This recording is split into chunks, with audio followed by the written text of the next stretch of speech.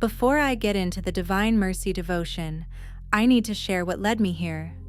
After a confession that deeply impacted me, I encountered something I cannot deny. As I knelt and recited my penance, I heard a voice that identified itself clearly. I am Jesus who died on the cross. This was not a brief moment. It continued for nearly 2 months. During that time, I asked directly about the Divine Mercy image and the promises associated with it, including the Divine Mercy Sunday's promises. Then I asked about the image. His answer was clear. The image was not him. And this was said to me, "How can anyone create an image or a medal of me if my face has never been seen? Because heaven does not permit appearances in the flesh." There was no communication at all, and no promises were ever made in connection with any devotion, including the Divine Mercy Sunday. Of course, I was stunned. He further added, "If anyone had received or receives any such communication, it is not him or from heaven." That is what led me to look deeper into this. Over the course of those 2 months, I was guided back to confession multiple times, even for a single sin. Each encounter began with the Lord's Prayer, and at times, in between conversation, included the Hail Mary, the Rosary, or the Apostles' Creed. This is what I received directly, and I will remain faithful to it, because in the end, He alone is the judge. My experiences are independent of the material I'm sharing. I came across this research recently, and it happens to raise similar questions. I encourage you to read it for yourself at the link below. This is a partial selection of quotes from her diary.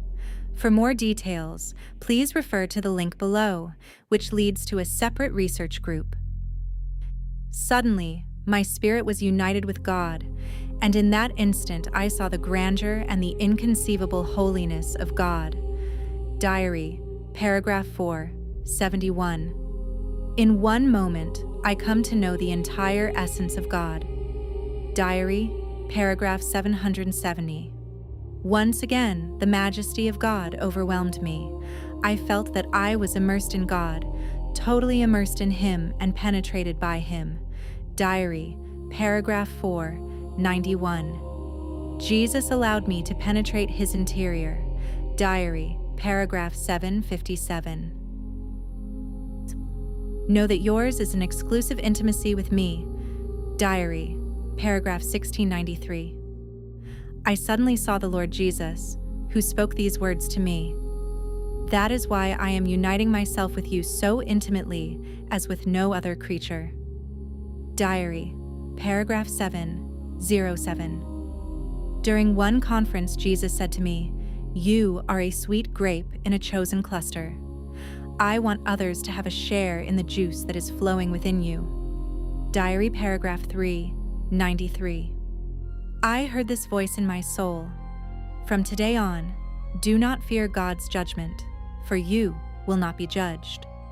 Diary, paragraph 374. My daughter, when I was before Herod, I obtained a grace for you. Diary, paragraph 1164. I have included a link to this site, which is an academic project regarding the Divine Mercy devotion, where you can find answers to all your questions. Feel free to subscribe if you're curious about what Jesus shared with me over those 2 months.